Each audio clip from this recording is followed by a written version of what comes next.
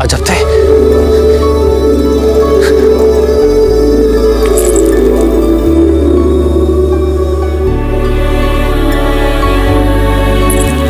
अजब थे, आप गए नहीं, पर क्यों?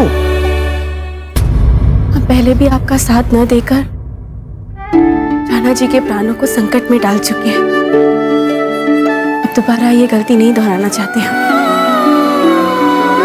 हम इस संकट की घड़ी में आपके साथ रहना चाहते हैं। और वैसे भी एक पत्नी का जीवन तो अपने पति से ही होता है ना। मरेंगे साथ और जिएंगे साथ।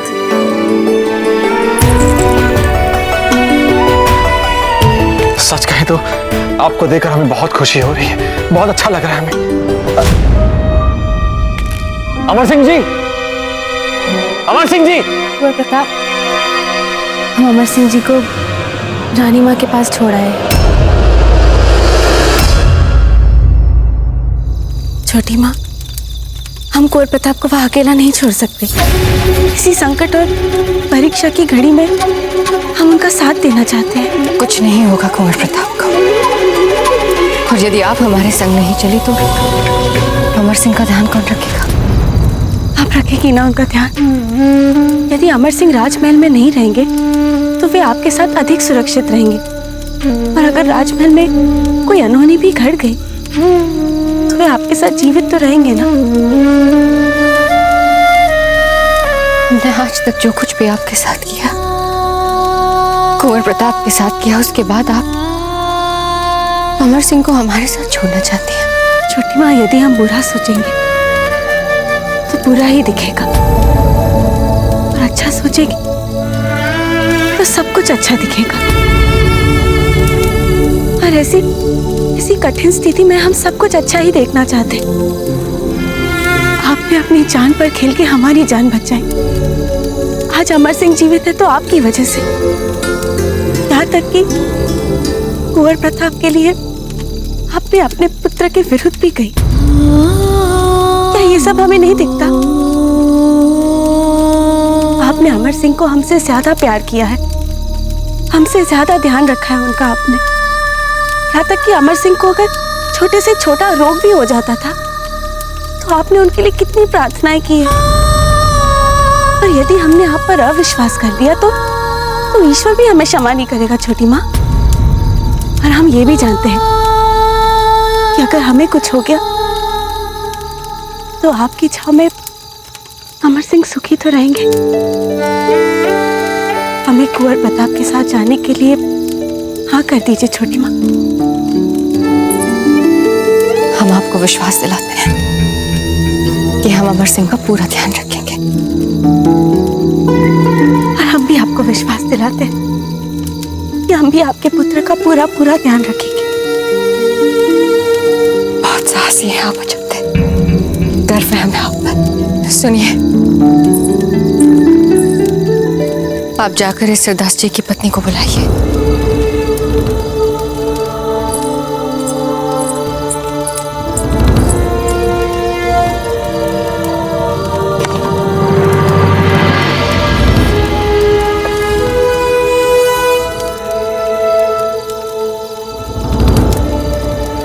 आप महल में वापस जा रही हैं अजब थे।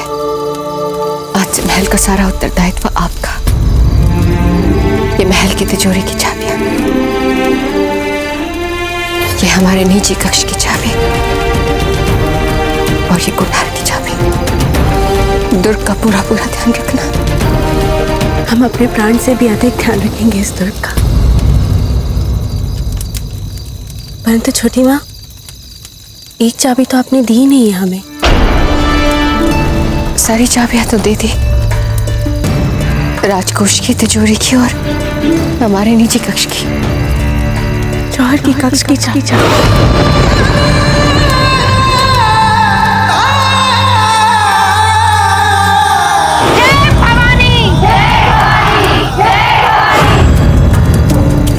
उसकी आवश्यकता नहीं पड़ेगी आपको, क्योंकि फिर कभी वो कक्ष नहीं खुलेगा। और यदि आवश्यकता पड़ गई तो? हम कह रहे हैं ना आपसे, ऐसा नहीं होगा। जब छोटी माँ, इस युद्ध में सिर्फ दो ही चीजें हो सकती हैं, या तो पराजित या तो विजय। फिर आप इस सच्चाई से अपनी आंखें कैसे बंद कर सकती हैं? अब हमें जौहर कक्ष की चाबी दे दीजिए और ये भी आशीर्वाद दीजिए कि यदि आवश्यकता पड़ी और समय आने पर हमें वो कक्ष खोलना पड़ा तो हमारे हाथ ना कांपे।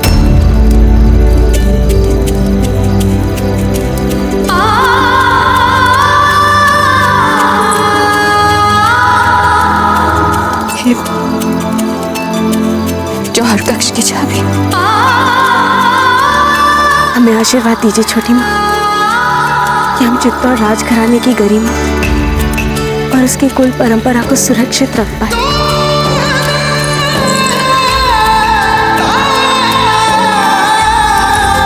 रानी माँ, आप अभी तक यही हैं। हमें जल्द से जल्द मेवाड़ की सीमा को पार करना है। चलिए। इतना विलंब क्यों हो रहा है? क्या बात है? राणा जी, वो अजब कुंवर प्रताप के पास वापस जाना चाहती है।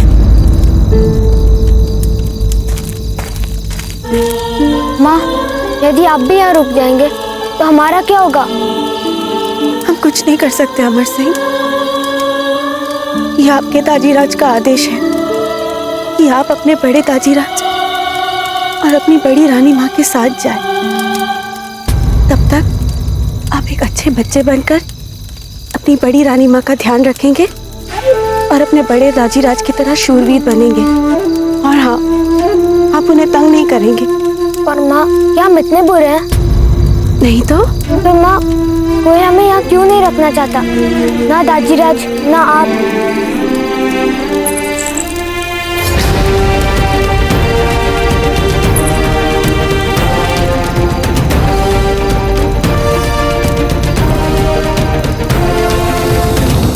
अब ये आपका हुआ छोटी माँ।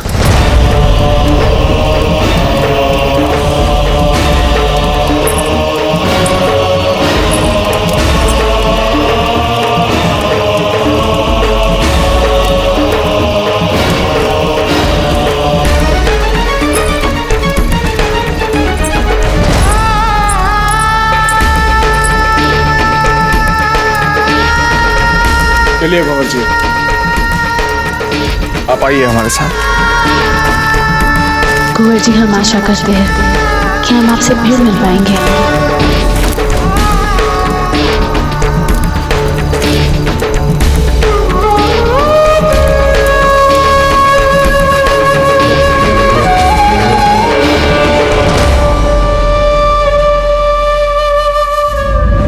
अजब थे, हम आपको वचन देते हैं, बहुत शीघ्र ही आप और हम दोनों अपने पुत्र अमर सिंह जी से मिलेंगे।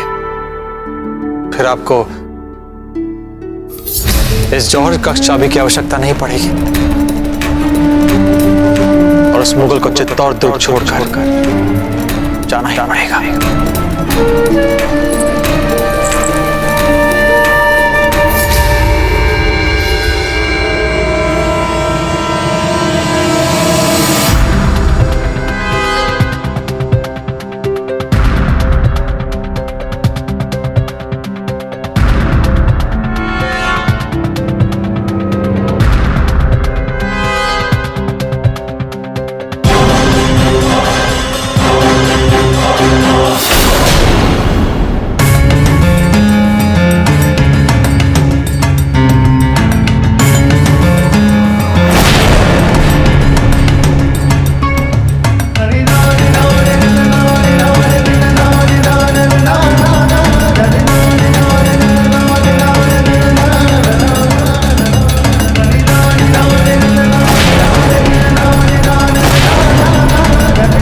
फौजीराज, मुगल सेना तो हर क्षण बढ़ती जा रही है।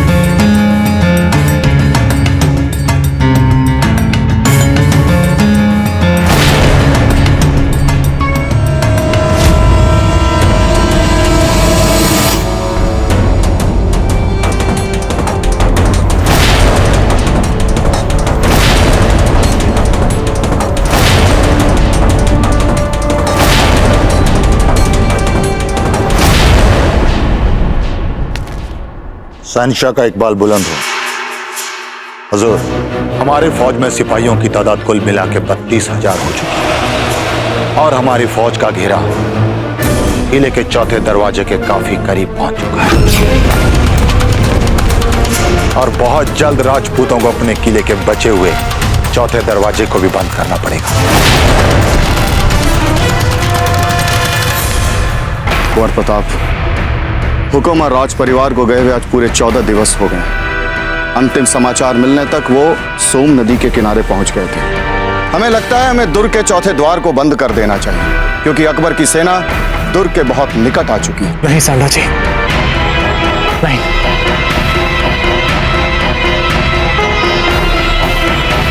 हम थोड़ी और प्रतीक्षा करना चाहते हैं।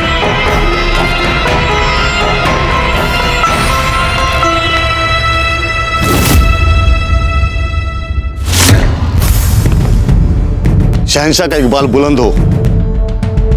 एक और सिपाहियों की जंगी टुकड़ी इस जंग के लिए हमारी फौज में शामिल होने आई है हुजूर। अब हमारी फौज में सिपाहियों की तादाद कुल मिलाकर 40,000 हो चुकी है हुजूर। किले के चौथे दरवाजे का क्या हाल है? इंशाअल्लाह बहुत जल्द हमारी फौज पूरे किले को घेर लेगी और हम दुश्मन को अपने चौथे और आखिरी दरवाजे को भी बंद करने के लिए मजबूर कर देंगे हुजूर। गुस्ताखी माफ। क्या सोच रहे हैं शहंशाह? हम सोच रहे हैं कि इस वक्त दुश्मन क्या सोच रहा होगा। वे अच्छी तरह जानते हैं कि हमारी फौज की तादाद बढ़ती जा रही है। उनके किले के चारों तरफ हमारी फौज का घेरा बढ़ता जा रहा है, फिर भी उनकी तरफ से कोई हरकत नहीं। जितना हम अपने दुश्मन को जानते हैं, जितना हम उदय सिंह और प्रताप को जानते हैं, तो खामोश बैठने वालों में से नहीं। हम जानना चाहते हैं कि वहां उस महल में क्या चल रहा है। फौजीराज, अब समय आ गया है जब हमें अपने दुर्ग का चौथा द्वार भी बंद कर देना चाहिए। जलालुद्दीन अकबर की सेना हर क्षण हमें चारों ओर से घेरते हुए हमारे दुर्ग की ओर बढ़ रही है और लगभग उसने हमारे दुर्ग को पूर्णतः घेर लिया है। फौजीराज, रावत जी, दाजीराज को दुर्ग से गए हुए कितने दिन हो गए? कुंवर प्रताप, उन्हें लगभग 20 दिवस हो गए यहाँ से गए हुए। अर्थात उस मुगल से सुरक्षित दूरी बनाने के लिए 20 दिन पर्याप्त है। अर्थात यदि वो उन्हें पकड़ने के लिए एक सैन्य टुकड़ी भेजता भी है तो वो उन्हें पकड़ नहीं पाएगा, क्योंकि ऐसे में दाजीराज उनसे 20 दिन आगे होंगे।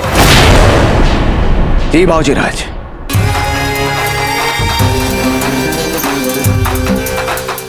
रावत जी, दुर्ग का चौथा द्वार बंद कर दिया जाए।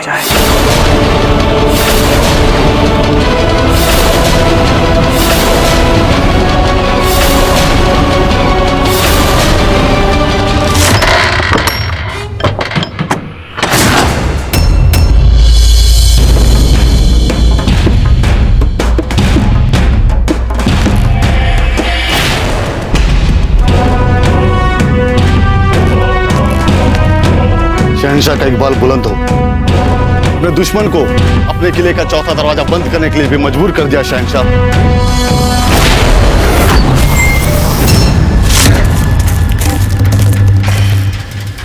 शहंशाह का इकबाल बुलंद हो। हुजूर, हमारे जासूसों से हमें यह पता चला है कि मेवाड़ का शाही कुनवा चुपचाप महल छोड़कर कहीं चला गया।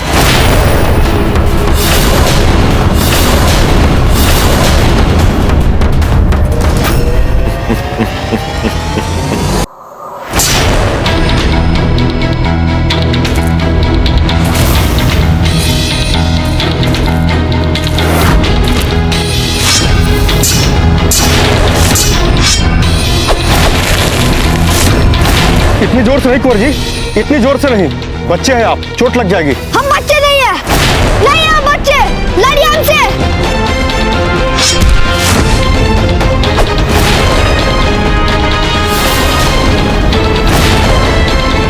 बाबा जी,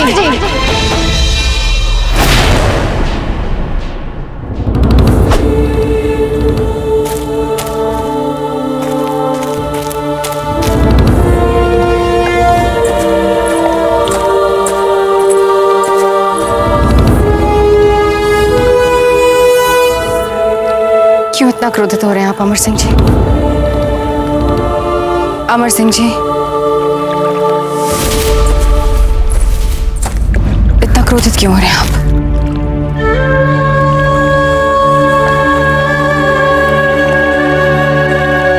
क्या बात है अमर सिंह जी? सब बच्चा समझते हमें, इसलिए दाजीराज ने भी नहीं रखा हमें अपने साथ महल में, और माँ ने भी, क्योंकि उन्हें लगता है कि हम कैसे रह सकते हैं इस संकट में वहाँ। और बड़े दाजीराज भी, क्योंकि हम अपने शत्रु अकबर से लड़ना चाहते हैं, इसलिए हमेशा हमें डांटते रहते हैं। हम बच्चे नहीं है, हम नहीं है बच्चे। हम रख सकते हैं अपना ध्यान, हम अपने दाजीराज और माँ के साथ रहना चाहते हैं, हम अकबर से लड़ना चाहते हैं अपने दाजीराज के साथ। 20 दिन हो गए हमें अपने दाजीराज और माँ से दूर हुए, इतनी याद आ रही है हमें उनकी, रहना चाहते हैं उनके साथ।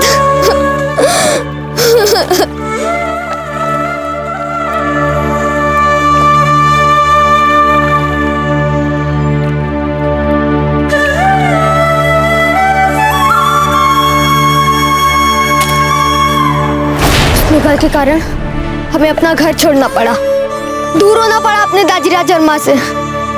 हमें अपने घर वापस जाना है, हमें अपने घर जाना है। अवश्य हम घर वापस जाएंगे। ऐसा हो सकता है कि एक इंची आपकी बात ना सुने। ये तो हमारे पिता है, परम पिता है। वे भला आपको आपके दाजीराज से दूर रख सकते हैं? कभी नहीं। बहुत जल्द हम वापस जाएंगे। हाँ?